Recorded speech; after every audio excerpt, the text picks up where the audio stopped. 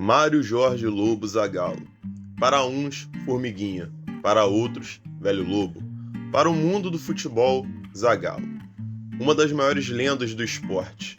Campeão da Copa do Mundo de 58 e 62 como jogador. Técnico da melhor seleção da história do futebol, campeã em 70, e auxiliar técnico de Carlos Alberto Parreira no tetracampeonato em 94, Zagallo contribuiu de forma significativa para o crescimento do futebol brasileiro e do futebol mundial. Vamos contar a trajetória dessa lenda, que nos deixou no dia 5 de janeiro, aos 92 anos, logo após a vinheta.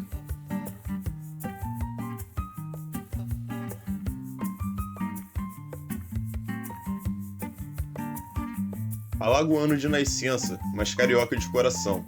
Zagallo nasceu em Atalaia, no estado de Alagoas, no dia 9 de agosto de 1931. Quando criança, se mudou para o Rio de Janeiro com seus pais e, desde a época de escola, mostrava aptidão para os esportes, principalmente para o futebol. Entretanto, seu pai, Haroldo, queria que o filho fizesse curso de contabilidade com o fim de ajudá-lo a administrar a fábrica de tecidos da família. Coube ao seu irmão, Fernando, a missão de convencer o pai a deixá-lo fazer o que mais gostava, jogar futebol. Torcedor do América, Zagallo começou sua carreira na base do Mecão e ajudou seu time de coração a conquistar 2 títulos, o Campeonato de Amadores e o torneio início do Campeonato Carioca. Suas boas atuações chamaram a atenção do Flamengo, que contratou o habilidoso canhotinho da base americana e o trouxe para os seus juniores. Em 51, Zagallo assinou seu primeiro contrato profissional com o clube da Gávea e marcou história com a camisa rubro-negra. Tricampeão carioca em 53, 54 e 55, o Formiguinha atuou em 205 jogos pelo Flamengo. Foram 128 vitórias, 38 empates e 39 derrotas, e marcou 29 gols. Suas boas atuações renderam uma convocação para a Copa do Mundo de 58. O Formiguinha foi titular do torneio no lugar de Pepe, grande astro do Santos e parceiro do Rei Pelé no ataque alvinegro, que havia se machucado pouco antes do início do torneio. A presença de Zagallo no time deu bastante liberdade de ação para Pelé e Didi no ataque brasileiro. Ele atuou como ala esquerdo e tinha um excelente trabalho defensivo, onde muitas vezes auxiliava Nilton Santos na marcação e aparecia em muitas jogadas de profundidade. Seu ótimo desempenho foi muito importante para ajudar o Brasil a conquistar o primeiro título mundial, ao vencer a Suécia por 5-2 no lendário estádio Rassunda. Zagallo marcou um gol no torneio e logo na final contra os suecos, o 4º gol brasileiro na partida. Logo após a conquista do Mundial, Zagallo se transferiu para o Botafogo. No Glorioso, mais uma vez o velho Lobo desfilou seu belo futebol e conquistou títulos pela equipe de General Severiano.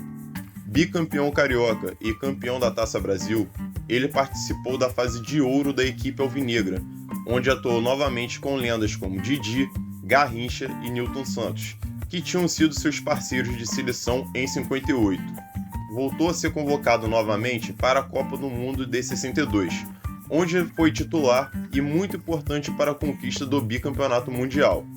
Zagallo marcou apenas um gol, dessa vez na estreia do torneio contra o México, na vitória por 2-0. Mas suas boas atuações renderam a ele um lugar no time do torneio, onde ele fazia companhia no meio de campo a Zito e ao tcheco Józef Masopust. Na volta ao Botafogo, atuou até 66, quando decidiu encerrar a carreira como jogador e começar de treinador. Pelo Clube da Estrela Solitária, Zagallo atuou por 300 partidas e marcou 32 gols. Alguns meses após encerrar a carreira profissional, Zagallo começou sua carreira como treinador no juvenil do Botafogo e em pouco tempo assumiu o profissional do clube. Em 2 anos apenas, o velho Lobo começava sua carreira como técnico com o pé direito, já que viria a ser campeão carioca em 67 e em 68 e campeão brasileiro também em 68. Em 70, foi chamado pela CBD para ser o técnico da seleção brasileira após a polêmica saída de João Saldanha do comando canarinho, a 3 meses do início do Mundial. Só que aí, o velho Lobo promoveu algumas mudanças na equipe e criou uma verdadeira máquina de moer adversários. A seleção de 70 reuniu uma série de jogadores extraclasses em seu plantel, como Pelé, Jairzinho, Tostão, Gerson, Rivelino, Carlos Alberto, entre outros, e praticava um futebol encantador. O ápice foi a goleada aplicada na forte seleção italiana no místico Estádio Azteca, na final do Mundial. Zagallo colocava de vez o seu nome na história do futebol mundial como uma grande lenda do esporte. Em 74, foi novamente técnico da seleção brasileira no Mundial disputado na Alemanha, mas parou nas semifinais. Acabou eliminado pelo histórico carrossel holandês do técnico Rinus Michels, comandado dentro de campo por ninguém mais ninguém menos que Johan Cruyff. Sofreu críticas pesadas após a eliminação sofrida e saiu do comando técnico brasileiro. Nesse período, comandou Flamengo, Fluminense, Vasco, Al Hilal, Bangu, Seleção Saudita, Seleção do Kuwait, Seleção dos Emirados Árabes Unidos e, na maioria de suas passagens, conquistou títulos. Em 94, 20 anos após sua última passagem pela seleção, voltou a estar na comissão técnica, dessa vez sendo coordenador técnico de Carlos Alberto Parreira, seu grande amigo pessoal. E a dobradinha Parreira-Zagallo, contando com as ótimas atuações da dupla Bebeto e Romário, trouxe o tetracampeonato para o Brasil. Além de seu quarto título mundial para a carreira do Velho Lobo, que assumiu o comando da seleção logo após a Copa e foi até 98. Nesse período, novamente como técnico da seleção, Zagallo venceu a Copa Umbro de 95, a Copa América e a Copa das Confederações, ambas em 97, onde havia encaixado um poderoso ataque na seleção, a dupla Rorô, que era formado por Romário e Ronaldinho, antes de ser conhecido como Fenômeno. Com as conquistas nesse ano, Zagallo foi eleito o melhor técnico do mundo em 97 pela Federação Internacional de História e Estatísticas do Futebol, a IFFHS. Ficou marcado também por sua célebre frase ao final da Copa América, após vitória diante da Bolívia na decisão. Sofrendo críticas pesadas da imprensa por conta do desempenho da equipe, em entrevista à TV Globo, ele disse a frase que seria um marco pessoal em sua carreira: "Vocês vão ter que me engolir". Em 98, viveu aquela que tem sido uma das maiores polêmicas de sua carreira como treinador, ao cortar Romário da Copa. Com a expectativa lá no alto, a seleção venceu a Escócia na estreia e passou com facilidade por Marrocos no segundo jogo. Já classificada, tropeçou contra a Noruega, mas havia garantido o primeiro lugar. Nas oitavas, um passeio contra o Chile, um duríssimo jogo nas quartas contra a boa equipe da Dinamarca e um teste para cardíaco nas semifinais contra a Holanda. Nesse jogo, na disputa de pênaltis, Zagallo mostrou muito seu lado motivador ao incentivar bastante seus jogadores, principalmente o Ronaldo e Tafarel. O goleiro acabou sendo o grande herói daquele jogo, ao defender 2 cobranças. Na final, mais um drama para Zagallo. Ronaldo, seu principal jogador, havia sofrido uma convulsão horas antes da final contra os anfitriões franceses. Chegou a escalar Edmundo para começar o jogo, mas Ronaldo apareceu no vestiário alguns minutos antes da partida começar e disse que se sentia apto para jogar. Zagallo então opta pelo Fenômeno, mas a apatia e o medo de que algo mais grave acontecesse com sua jovem estrela acaba afetando os jogadores brasileiros, que foram facilmente batidos pela França por 3-0, ficando com o vice-campeonato. Zagallo, após a derrota na final, saiu do comando da seleção e foi comandar a Portuguesa, onde ficou por 1 ano, e depois foi para o Flamengo, o seu último trabalho como técnico.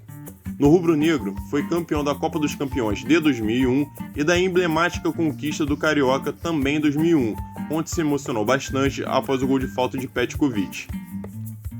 Em 2003, Zagallo se despediu da seleção de forma definitiva como treinador, em um jogo contra a Coreia do Sul, logo após o pentacampeonato. Ainda faria parte da seleção, só que novamente como coordenador técnico de seu grande amigo Parreira. Nesse período, foi campeão novamente da Copa América em 2004 e da Copa das Confederações em 2005. Na Copa de 2006, sendo uma das grandes favoritas, o Brasil caiu nas quartas para sua grande algoz, a França. A eliminação culminou no fim da passagem do Velho Lobo pela seleção brasileira. Uma das coisas que mais ficaram marcadas no Velho Lobo também foi a sua obsessão pelo número 13. Essa relação surgiu graças à sua esposa, Alcina de Castro Zagallo, sua mulher durante 57 anos. Ela, que faleceu em 2012, era devota de Santo Antônio, que tem o dia celebrado em 13 de junho, e por conta disso, ele sempre buscou algo que pudesse levar às 13 letras. Se casaram no dia 13 de janeiro de 55. A superstição era tanta que ele mudou até o número de sua camisa. Utilizava a camisa 11 e passou a utilizar o número 13. Fazia festa dos jornalistas quando dava alguma entrevista e fazia numerologia com as palavras. Algo do tipo, Brasil campeão tem 13 letras, ou quando disse que seria campeão em 94, porque 9 mais 4 dava 13. Era alguma das superstições do velho lobo. Já debilitado há alguns anos, Zagallo conviveu com idas e vindas aos médicos. Infelizmente para nós, admiradores e amantes do futebol, essa grande lenda do futebol mundial nos deixou na noite dessa sexta-feira, dia 5 de janeiro. Mas deixa um legado histórico, de conquistas, de revolução no futebol e de muita fé. Afinal de contas, Zagallo eterno tem 13 letras.